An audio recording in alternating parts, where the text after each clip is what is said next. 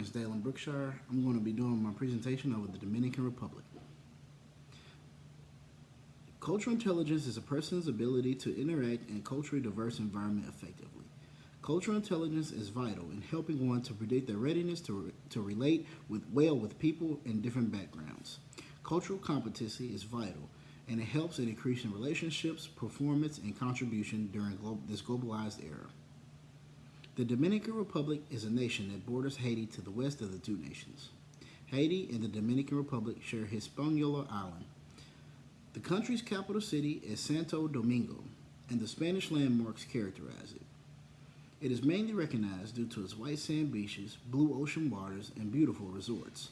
But the Dominican Republic is not only known for vacations, it's known for far more as well. Another great thing from the Dominican Republic that is their great cuisine. Generally heavy on starches, which include rice, potatoes, yuca, kimbasa, and bananas. One of the most popular dishes of the Dominican Republic, and you'll find on nearly every restaurant's menu, is la bandera, which is also called the flag. La bandera is a meal of stewed meat over white rice with beans, usually red beans, fried green plantains, and a salad. The Dominican Republic is facing a more significant population increase than other nations in West India. In this country, 3/10 of the population belongs to the 0 to 15 years age group. In recent years, both the birth and death rate have been high. The nation is among the most urbanized countries due to its high urbanization rates experienced by the late 19th century. By 1950, most of the citizens reside in cities, but the number reduced by the 1990s. The Dominican Republic is run by a mixed economy whose significant components are services which include trade, tourism, construction, agriculture, telecommunications, finance, and manufacturing. The agriculture sector, with the nation's primary focus on sugarcane, while dealing with tobacco, coffee, and cacao. The economy of these nations was accelerated by the high urbanization rate that led to an increase in the middle-class people. The government of these nations has played a vital role in the economy. The President of the Dominican Republic has always had a good, consistent, robust approval rating. The country has also had a thriving economy that has significantly contributed to the nation's population. In addition to this, the President has fulfilled his pledges on enhancing security, education, and infrastructure. President Medina has received incredible honor due to his leadership. He has maintained over 60% approval rating in various surveys. The leaders use social dialogue as a method, coming up with the most critical issues and priorities that were needed to be discussed for sustainable development to be achieved in their country. This is an example of the theory of transformational leadership that President Medina has displayed by connecting the non-participatory youth sector of the society and raised the motivation towards a common beneficial role. Leadership is a process whereby an individual influences a group of individuals to achieve a common goal. Transformational leaders aim to provide self-awareness of the group in the society, and this is evident in the inclusion of youth leadership in the Dominican Republic. Self-aware participants can recognize the challenges facing them and prescribe solutions that are tailored to the solutions. The above was evident in President Medina's reaching out to youth members of his country to take steps of dialogue. The move was to ensure that the critical elements of facing the youth are recognized and practical solutions are developed to enhance living situation of all members in society. It creates leaders from a young age, also giving the country well-rounded young leaders that will continue to make the country better as time moves on. It also gives a chance to have a voice heard by the people from children and youth.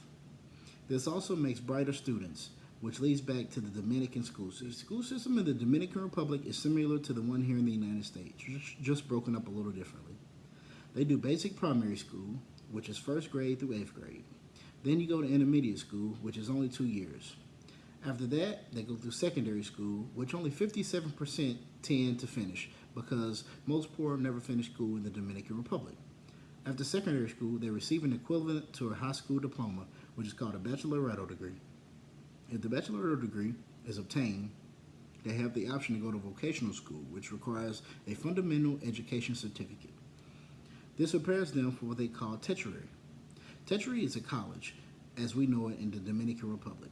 If fortunate enough to attend, it is completely free. The primary state-owned tertiary institution in the Dominican Republic is the University of San Domingo, founded in 1538, making it the oldest university in the New World. Students fortunate enough to go to this school receive a free education because it's fully government funded. Here, the people of the Dominican Republic can obtain a college degree, master's degree, or even a PhD. Very few are fortunate to attend because of money, but it usually makes them part of the Dominican leadership or move to other countries and become part of leadership. Gender inclusive leadership has not followed the dramatic change in gender roles in the 21st century, as women are not as compared to men. Women in the Dominican Republic has always been traditionally seen as housewives and are not to interfere in men's activities. In President Medina's background, he wanted to bring a change by reducing the obstacles that prevented women from expressing themselves as leader in the Dominican society. Today, the role of women in the society has changed tremendously and has gained the respect, loyalty, and dignity for President Medina. They perform vital roles in various fields, thus are a replica of change in the Dominican Republic. Adaptive leadership requires awareness to be effectively diagnose, interrupt, and innovate to create capabilities through which people and organizations thrive. President Medina recognized that, and seeing that women had undergone a fight against the odds to obtain success driven by willpower, patriotism, and religious beliefs, to raise as leaders to be counted in the Dominican leadership. In conclusion, transformational and adaptive leaders are always interested in the development of society as a whole by coming up with a holistic and all-encompassing programs that are targeted at win-win outcomes for participants in the society. For the Dominican Republic, the adoption of innovative leaderships as opposed to authoritarian and autocratic leadership styles has enabled a consensus between the citizens and leaderships in accomplishing the society's primary developmental goals. Although President Medina has a populist leadership style, his approach has transcended mere population and became the blueprint for leadership in the 21st century, and very closely similar to a model leader. President Medina bringing women into the Dominican leadership was a huge leap of faith. Doing so actually was one of the biggest things he could have done for the Dominican Republic's leadership. It has not only helped shape them into a better place, but for its visitors and citizens as well. Thank you.